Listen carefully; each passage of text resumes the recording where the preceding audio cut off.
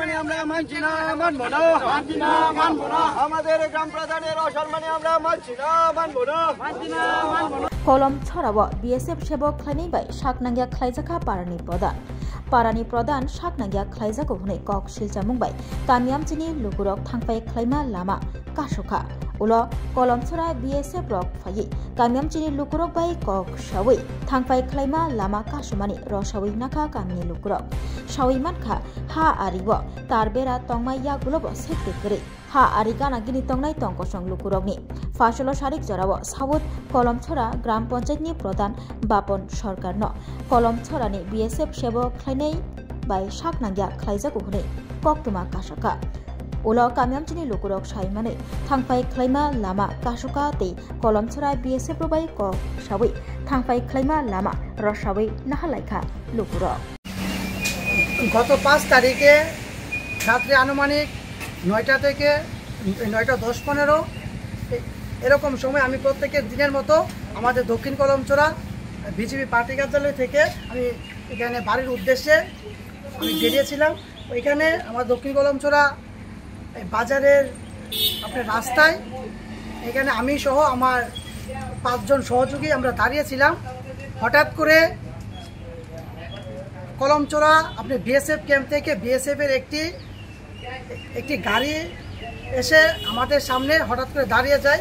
হঠাৎ করে দাঁড়িয়ে আমাদেরকে অকথ্য ভাষায় বিএসএফ এর ড্রাইভার সহ ওরা প্রায় 3 থেকে 4 জন বিএসএফ ছিল, অকথ্য ভাষায় গালাগাজ করে।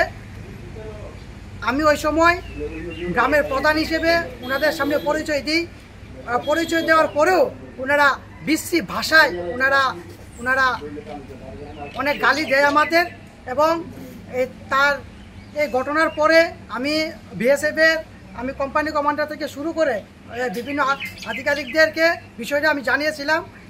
সেই মোতাবেক দক্ষিণ কলমছড়া জনগণ দক্ষিণ কলমছড়া গ্রাম পঞ্চায়েতের প্রধানের উপর যে একটা আরোপ তারা তৈরি করে মান হানি করার চেষ্টা করেছিল, তার প্রতিবাদে আজকে দক্ষিণ কলমছড়ার মানুষ এখানে এর প্রতিবাদে আপনার সমবেত হয়েছিল। এবং দক্ষিণ কলমছড়ার জনগণের প্রতিবাদ দেখে এখানে বিএসএফ এর অনেক আধিকারিকরা এখানে এসেছিলেন আমাদের সাথে। প্রায় 2 ঘন্টা আমাদের সাথে আলোচনা করে ওই দিন যে বিষয়টা হয়েছিল সেই বিষয়টা এখানে আপনি সুরা হয়েছে। 5 তারিখ রাত্রে 9:09 সময় আমিও বাড়ি থেকে বেরিয়ে গেছি, গিয়ে তার বাবন ফোন করতেছে আমি বাড়ি যেতে গেছি। তখন বিএসএফ এর একটা গাড়ি দিতে নামছে, পাঞ্জাবি একটা ড্রাইভার ছিল, ড্রাইভারে